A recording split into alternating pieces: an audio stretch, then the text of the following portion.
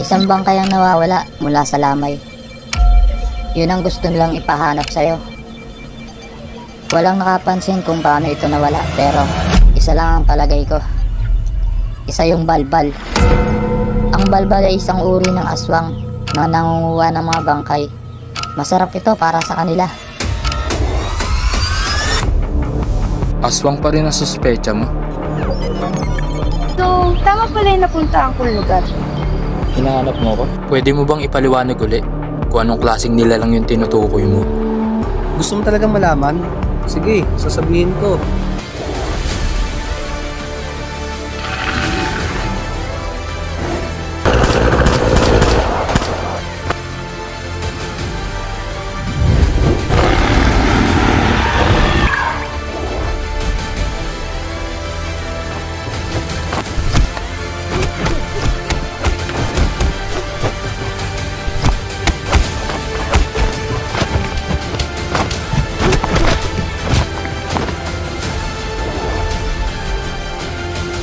Uy, cellphone mo, naiwan! Ano?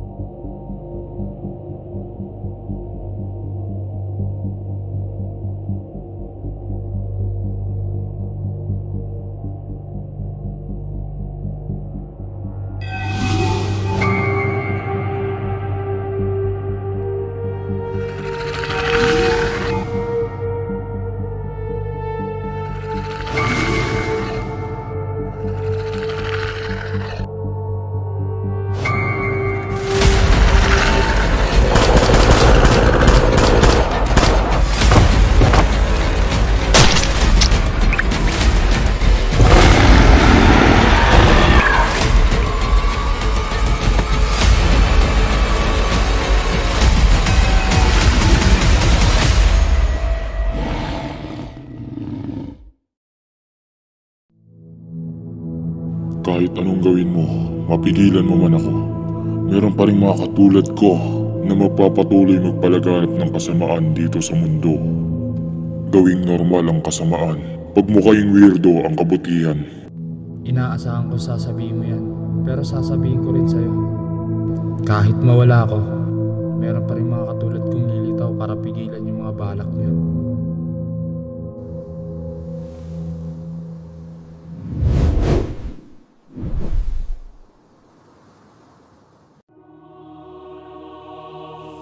Sundin mo ang kalooban ng Diyos para makagawa ka ng mabuti sa iba.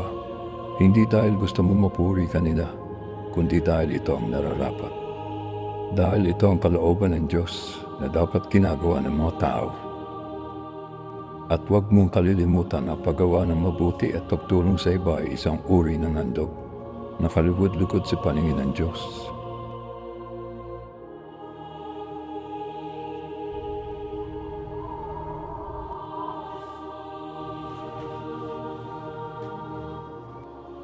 Lumabas na naman yung dalawang persona sa panaginip ko.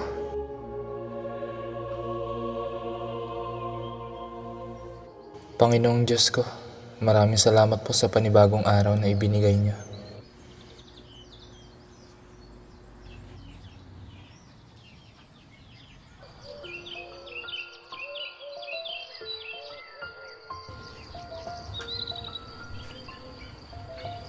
Good morning, Mr. One Callaway. Good morning, Scratch.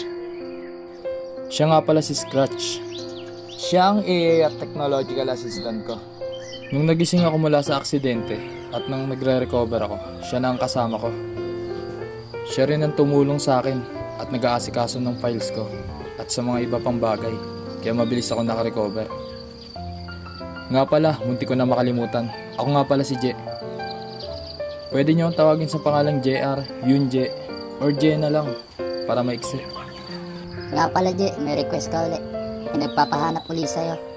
At yung request na yun ang sideline ko. Ang paghahanap ng mga nawawalang tao, mga bagay. Ito yung mga bagay na hindi binibigyan ng pansin ng mga nasa posisyon. Dahil request lang to ng mga simpleng mamamayan katulad ko. Mga maliliit na mamamayan na hindi pinapansin ng mga nasa posisyon. Hep hep hep. Hindi ko sinasabing lahat ha. Meron lang talagang mga nasa posisyon na abusado. Naging magaling ako sa larangan ng paghahanap ng mga nawawala. Dahil siguro sa curiosity kong mahanap yung mga nawawala ko pang alaala. Iniisip ko kasi na baka makatulong din ito na maibalik yung mga nawawala kong alaala. Isang taon kasi ang nakalipas na wala ang alaala ko dahil sa aksidente. Dumaan ako sa matinding trauma at nagkaroon din ako ng anxiety breakdowns. Kaya bilang solusyon para sa akin, naisip kong pasukin ang larangan na to. Dahil baka makatulong itong ma-recover ang iba sa mga nawawala akong alaala at malabanan din ang mga takot ko. Bilang lang kasi yung mga memory na naaalala ko talaga. Tulad nung nag-aaral pa ako, yung mga naranasan at nakaaway ko noon.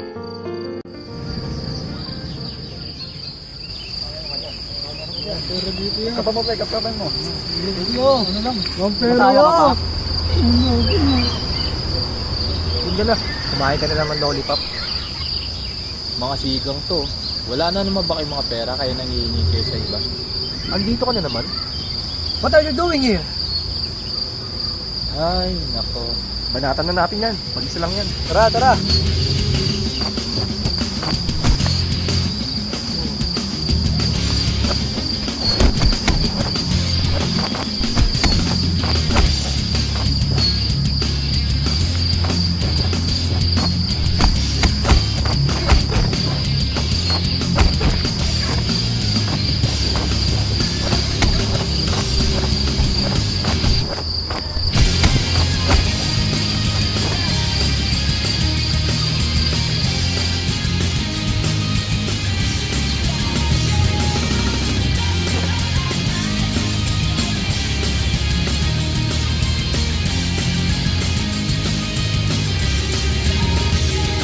Tara na, bago pa sila magising takbo. Pero sa uli, hindi ko ina-expect na magiging matalik silang mga kaibigan. Balik tayo kay Scratch. Nga pala, Je, may request ka ulit. May nagpapahanap ulit sa'yo. Kaya lang mukhang kakaiba ito. Ano yun? Isang bangkayang nawawala mula sa lamay. Yun ang gusto nilang ipahanap sa'yo. Walang nakapansin kung paano ito nawala, pero isa lang ang palagay ko. Isa yung balbal. Ang balbal ay isang uri ng aswang na nangunguha ng mga bangkay. Masarap ito para sa kanila. Aswang? Hindi naman totoo yung mga aswang, no? At saka nasa bagong henerasyon na tayo. Alam mo, kwento-kwento lang yun ng matatanda dati. Kumalat na lang. Kaya yun, maraming naniwala. Ano ka ba? Totoo sila. Meron ng proof eh. Kasi, bago nila nalamang wala na yung bangkay, isang masangsang na amoy ang biglang lumutang sa paligid. At isa yun sa senyales na meron talagang balbal. Bahala ka, Je. Nga pala, tumawag yung babaeng niligtas mo sa bangin. Yung masungit, ang pangalan niya, Sofia Gabriela Kate. Sophia Gabriela Kate. Kate. Bakit? Parang pamilyar. Anong sabi? Baka daw mahina ang memorya mo kaya susuotin niya yung jacket na suot niya na niligtas mo siya. Grabe siya. Palagay ko, hindi talaga siya papayag na walang kapalit yung binigay mong tulong sa kanya. Ano nang gagawin mo? Ngayon, dadaanan ko muna si Aling Susan. Dadaling ko yung panindang pinakisulo niya. Diyan ka muna. Okay, sige, ingat ka. Can you hold up? Don't need no coffee yet. Got no makeup. How do you look so fine? Bust up, bust up. How did I make you mine? Stay a minute, another minute. Hold on a second, love this moment, yeah. Stay a minute, another minute. Hold on a second, I love this moment, yeah.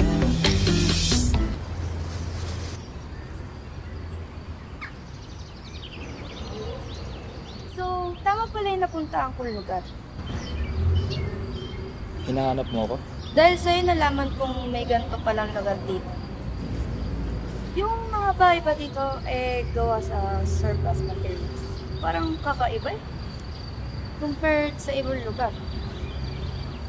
Tsaka, ang hirap mag-drive dito. Paano kayo lumalabas?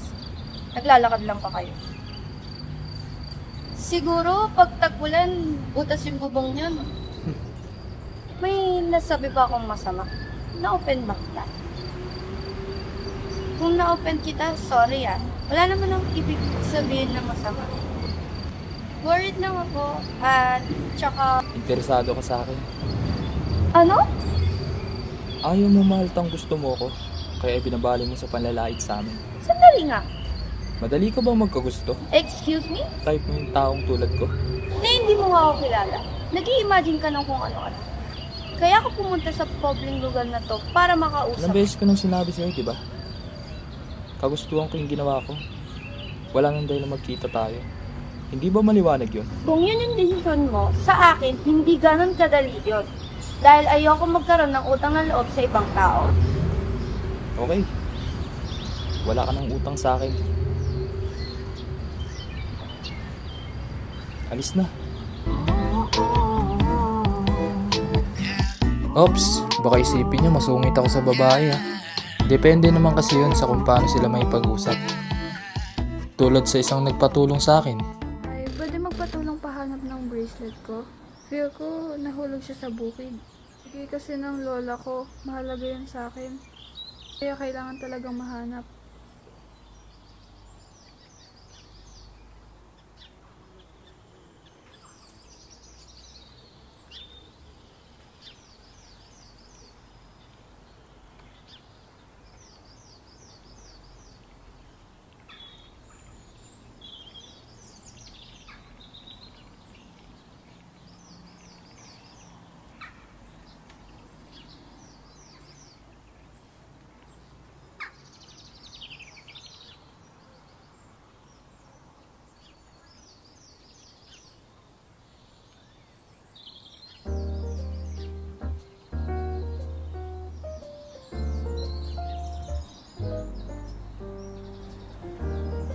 Nakita ko na. Oh, ayan. Salamat po. Mahalaga po talaga sa akin to. Kaya maraming salamat po. No problem.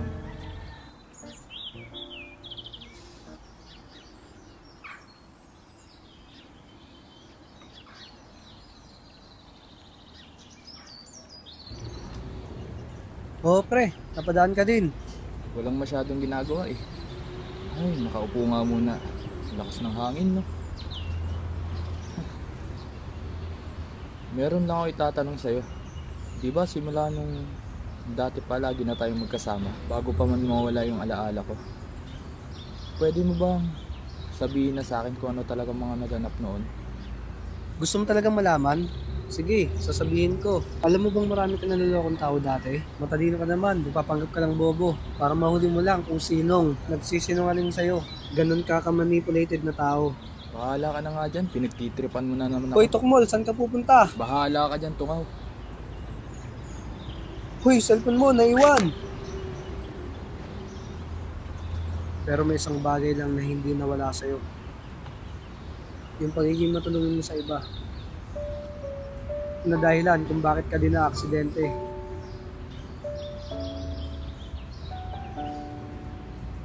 Ang mawalay sa iyo ang taong mahal mo at hayaan siyang mamuhay nang wala ka na sa tabi niya. Dahil wala ka na rin maalala dahil sa aksidente. Kaya mabuti na rin wala ka munang maalala. Sa ngayon, biyaya yan para sa iyo.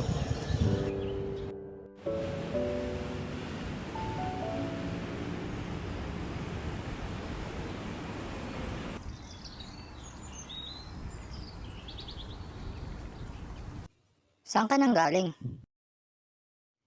May pinag-usapan lang kami ni Saito. Nga pala, meron natagpuan lalaki na wala ng laman loob sa bakuran nila Mang Mando. At ng gabi din yun, may narinig din daw silang ilumputok ng baril na pagmamayari mismo ng biktima. Malakas talaga ang pakiramdam ko na balbal ang may gawa nun. Aswang pa rin ang suspecha mo. Isipin mo kasing maigi, Je. Kaya bang gawin ng isang normal na tao yon sa tao mismong armado? At ang nakapagtataka pa doon, may malalalim na kalmot ang natamo ng biktima. Naiisip mo ba na tao pa rin ang may gawa nun? Pwede mo bang ipaliwanag uli kung anong klaseng nilalang yung tinutukoy mo? Okay, sasabihin ko 100% information ang nag-gathered kong data tungkol sa nilalang na yon at sa pagkakatugma-tugma ng mga kwento sa urban legends.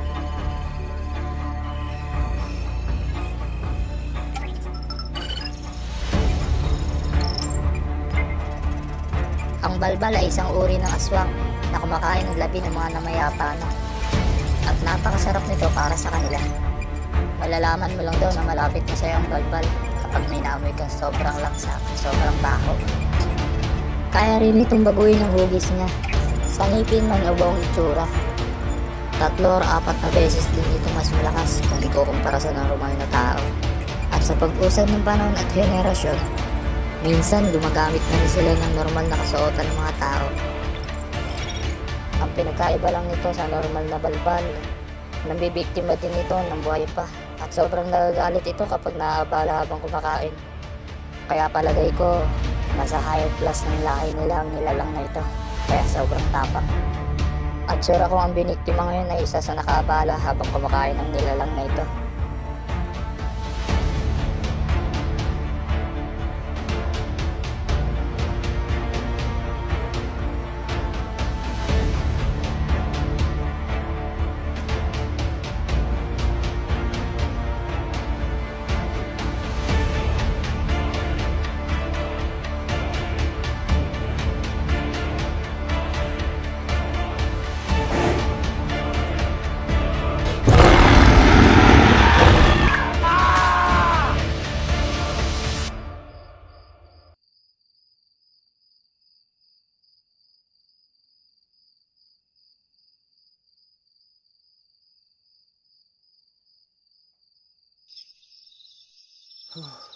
Oje, ba't parang bad trip ka?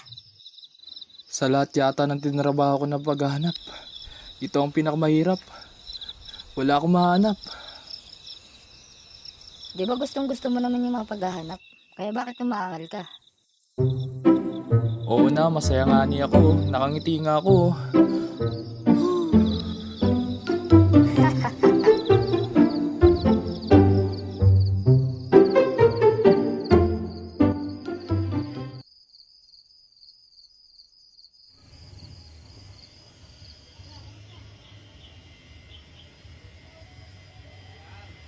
Asan kaya si Je? Siguro kasama niya na naman yung mga barkada niya.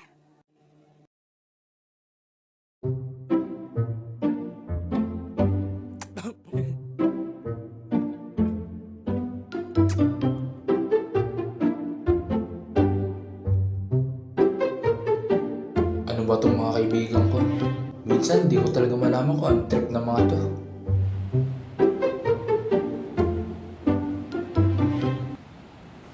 Galing ka kala sa ito. Sabi na eh. Nga pala, almost 3 months na rin nung gumaling ka. Di mo pa rin ba sinasabi sa kapatid mo yung kalagayan mo? Sure ako, namimiss ka na nun. Lalo na yung mga sparring niyo dati.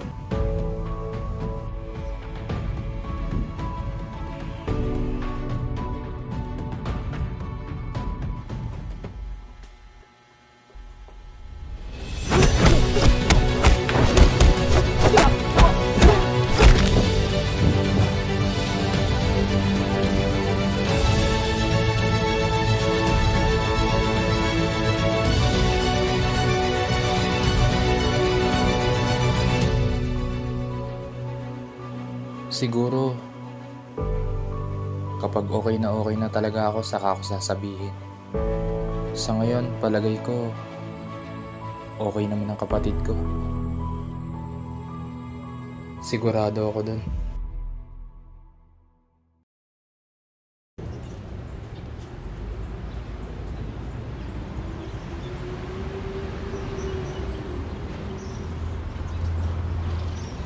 Uy, teka. Akala ko ba mga katulad ni Kim Ji-won at Park Ji-won mga tipo mo? Napapansin ko, napapadalas din yung panonood mo kay Mika Lim ah. Ikaw ah, Malamang laging dumadaan sa newsfeed ko kaya mapapanood ko. asus, palusot pa.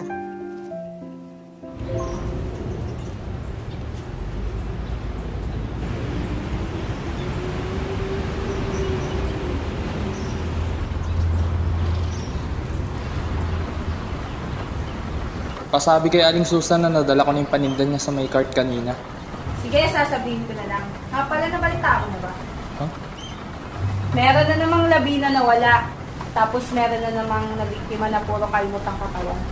Palagay ko, meron talagang kakaibang nilalang na umaligid-aligid dito. Sige, dito na muna ako.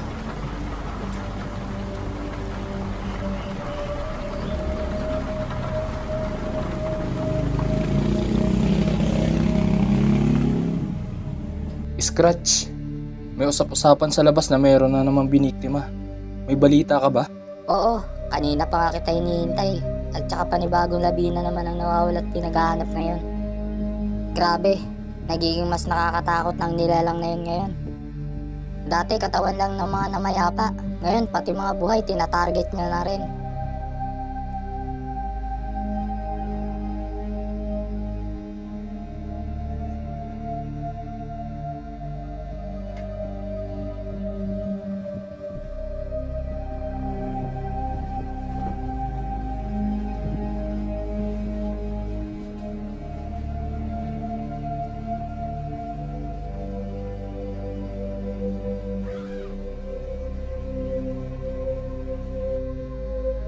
Teka, saan ka pupunta? Sisimulan ko na uli ang paghahanap ng mga nawawalang katawan. Ang mawala ng mahalagang bagay, tao o alaala, ay napakabigat sa pakiramdam. Alam ko kung anong pakiramdam nun, kaya hindi ko nahahayaang mangyari pa yun sa iba. Kailangan ko to, tama? Yup. Baka kasi makasalubong ko yung nilalang na sinasabi mo. Di ba mabaho yun?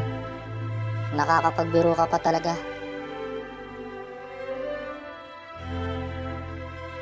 Pero anyway, mag-iingat ka bro.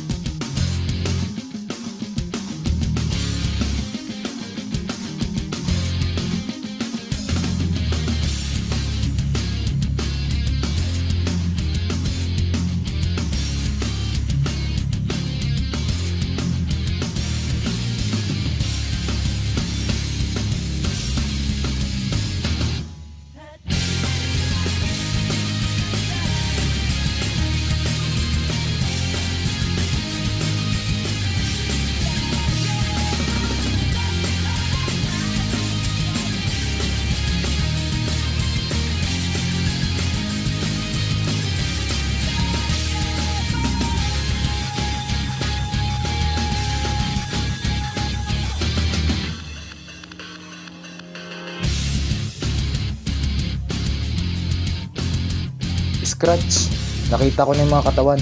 Inubos ko na rin yung asin sa pagbuhos sa paligid nito para di ka mabalikan ng nilalang na sinasabi mo. Nice. Hanap mo talaga yung mga katawan. Ang galing mo talaga. Grabe, akala ko gumagalaw pa yung mga labi dahil lang pala sa mga nangihinayang mga insekto na nakapaligid sa katawan nito.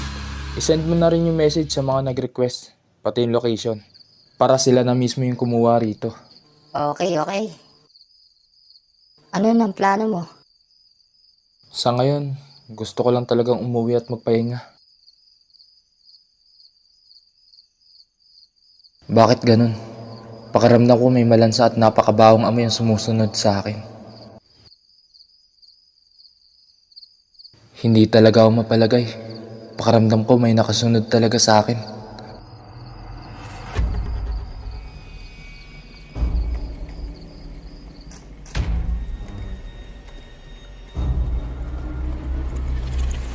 Pusang gala, ano yan?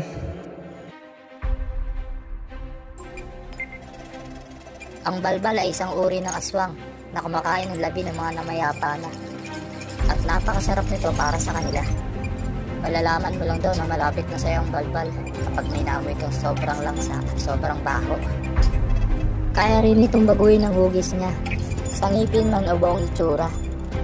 3 or 4 na beses din ito mas malakas kung ikukumpara sa normal na tao. At sa pag-usad ng panahon at henerasyon, minsan gumagamit na rin sila ng normal na kasuotan ng mga tao. Ang pinagkaiba lang nito sa normal na balbal, nambibiktima din ito ng buhay pa. At sobrang nagagalit ito kapag naaabala habang kumakain. Kaya palagay ko, nasa higher class ng lahi nila ang nilalang na ito. Mukhang totoo nga lahat ng sinabi ni Scratch. Pero bakit? Alam ko na. Dahil siguro sa mga katawang kinuha niya na nabawi na. At alam niya ako ang gumambala sa pagkain niya. Kaya galit na galit siya.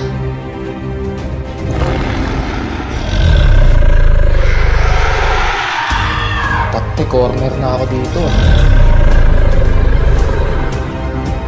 Bahala na.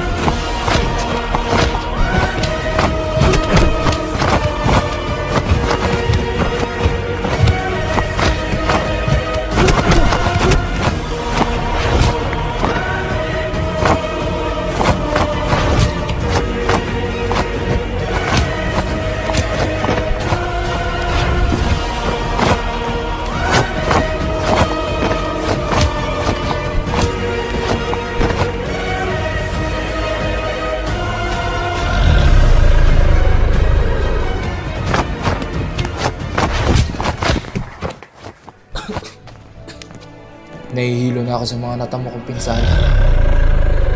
O Diyos ko, pahintulutan niyo po akong ipakita sa nilalang na to ang tunay na lakas ng natural na likha niyo.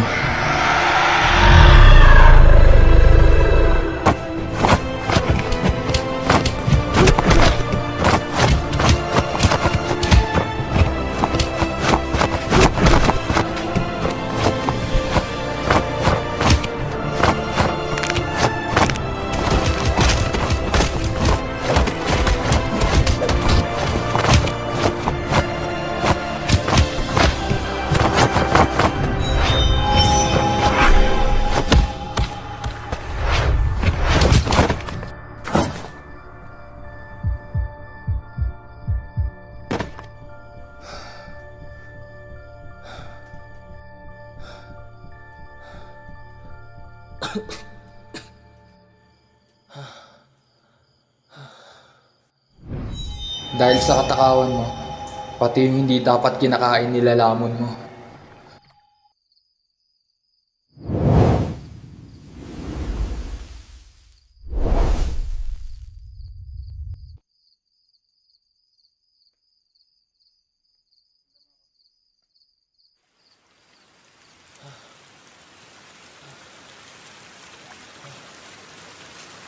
Sumagot ka, Jay, dali.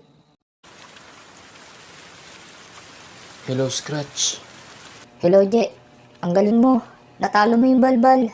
Kaya lang nakakatakot yung mga naganap. Napanood ko lahat nung pinasok ko yung system ng CCTV ng kalapit na bahay. Huwag ka mag-alala. Base dito sa data ko, 75% pa na okay yung vital signs mo. Talaga lang ha. Ligtas pa sa'yo yun.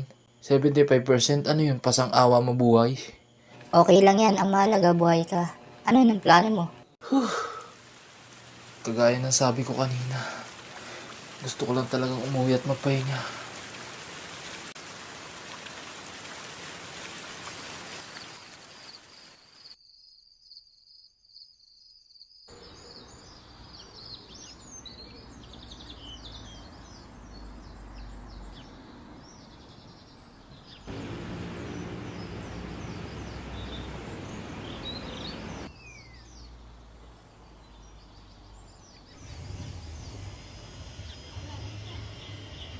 Grabe yung pinagdaanan mo ng mga oras na yun. Paniguradong ko ibang tao yun, matatakot talaga. Sinabi mo pa. Kahit siguro mauntog ako ng ilang beses, hindi ko makakalimutan yung experience na yun. Napanood ko sa CCTV ng kalapit na bahay yung laban nyo. Kung alam ko lang nakakalat yung video, dapat pala dinilit ko na lang yung footage. Kalat na kaya at ang bansagsay sa headlines, Bloodthirst Hunter. Buti na lang nakamas ka, kaya hindi ka nakilala. Pero kung nakita nila ang mukha mo, paniguradong gugulo ang mundo mo. Hay, hayaan mo na muna. Nga pala, napansin ko rin itong mga nakaraang araw. Karamihan ang nagpapatulong sa'yo, puro magaganda. Kaya lang may bukod tanging naiiba. Sino naman? Yung masungit na si Sofia Gabriela, Tama pala yung napuntaan kong lugar. Hinahanap mo ako.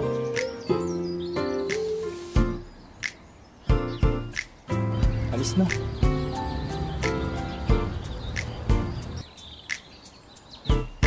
alam mo, palagay ko, dati ka lang niyang kilala. Pakiramdam ko nga magkaibigan kayong dalawa eh. Na alam niyang nawalan ka ng alaala kaya sinusubo ka lang niya. Palagay mo? Alam mo, kung malawak lang yung pag-gather ng data ko, lahat ng mga taong nakasalamuha mo noon, hahanapin ko. Kaya lang limited lang ang access ko. Na para bang nakablock yung information ng pass mo sa limit ng access ko. Ganun ba? Yup. Pero alam mo, buti na lang may alam ka sa combat skills, kaya nanalo ka sa kalaban. Sa totoo lang, sa mga oras lang na yun napagtanto ko. Kahit gaano ka pa kalakas o kagaling, o kahit napakahina pa ng katawan mo, kung pahihintulutan ka ng Diyos na manalo, mangyayari talaga yun. Basta maniwala ka lang sa Kanya. May bago ka na namang request. Ready ka na ba? Kahit ano pa yan. Okay, i-message ko na. Ang lahat ng tao ay abala sa pang-araw-araw at paulit-ulit na cycle ng buhay. Sa pag-aaral, pagtatrabaho, o yung iba sa pag-aartista.